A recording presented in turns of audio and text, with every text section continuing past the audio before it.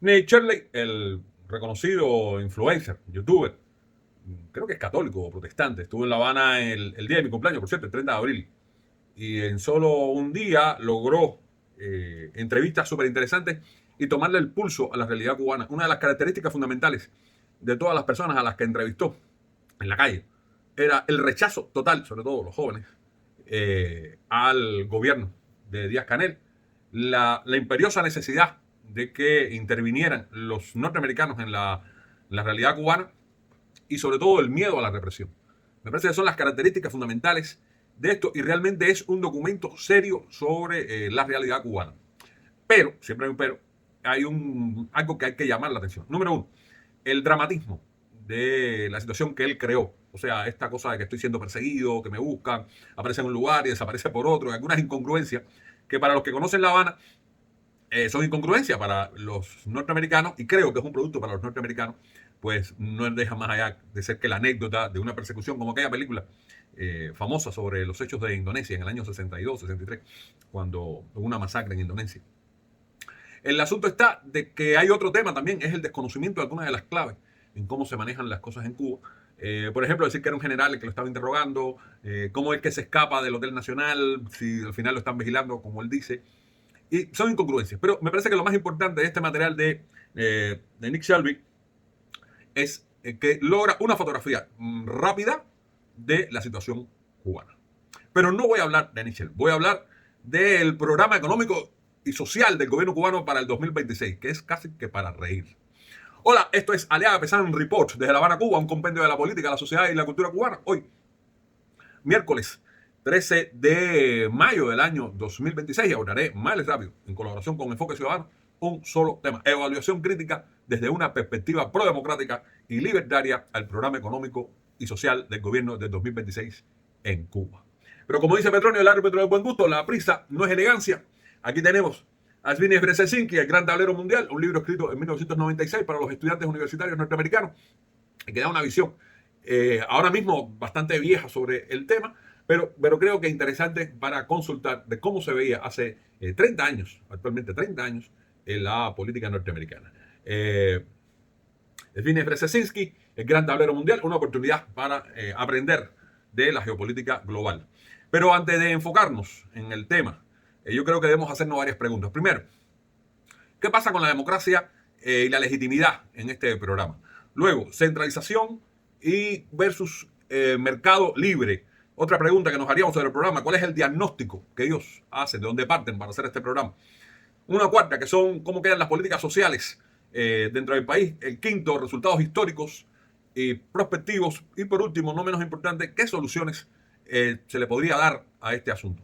Bueno, lo primero, esta fue una reunión de, tú sabes, de los cabezones comunistas.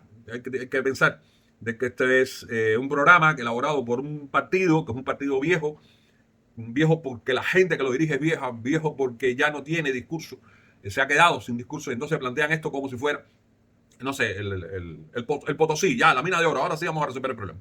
Lo cierto es que el programa que elabora tiene un defecto de pionero, de principio, que es la ausencia de democracia y de legitimidad. El Partido Comunista no es legítimo, el gobierno actual no es legítimo, todos lo rechazan y eso me parece que es lo más importante.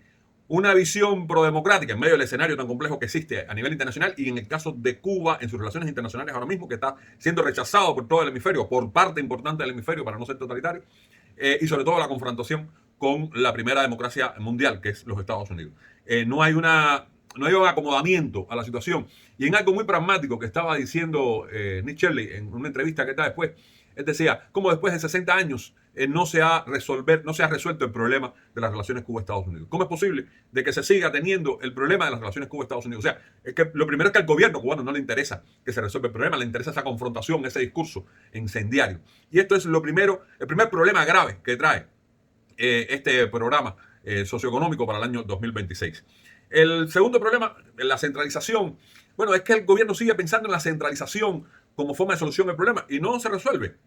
O sea, hay un rechazo al mercado libre, tanto en lo liberal como en lo productivo, como en las inversiones. Ellos quieren controlar hasta lo mínimo y entonces eso impide realmente que avance. Fíjense hasta dónde llega la planificación centralizada de este gobierno. Ellos se plantean 10 objetivos generales, 111 específicos, 505 acciones y 309 indicadores. Y esto es ingeniería social top-down. Y es típico, o sea, de este sistema, y es parte de la crítica más importante de los economistas liberales,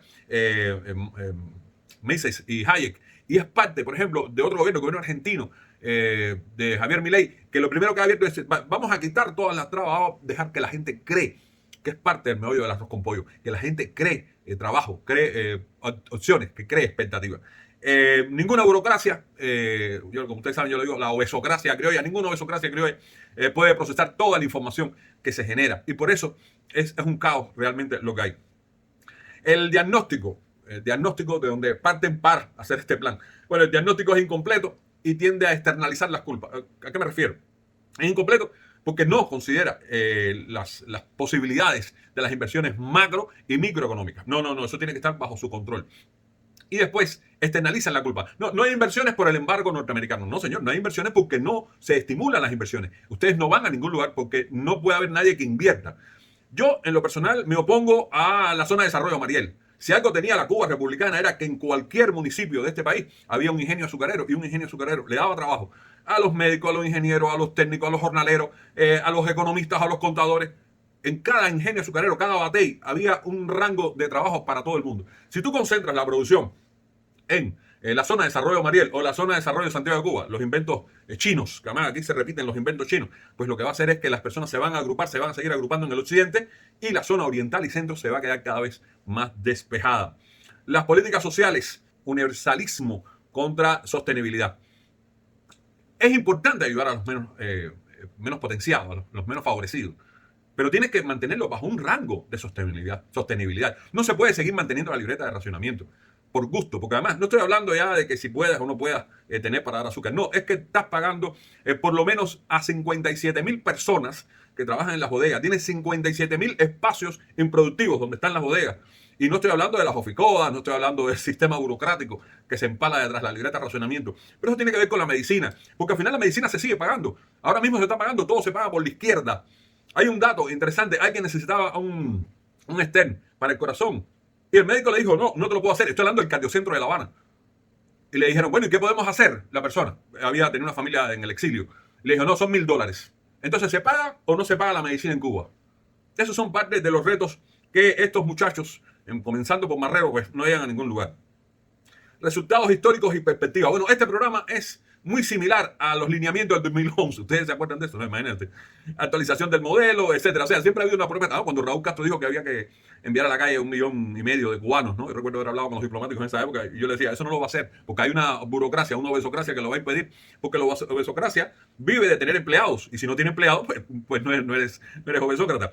El asunto es de que esto no va a ningún lugar, no proyecta la capacidad visual, o sea, ver, mira, sí, tienen esto y vamos a avanzar. No, ellos no tienen nada en la mano, y como no tienen nada en la mano, empiezan como los magos, ¿no? A hacer figuritas.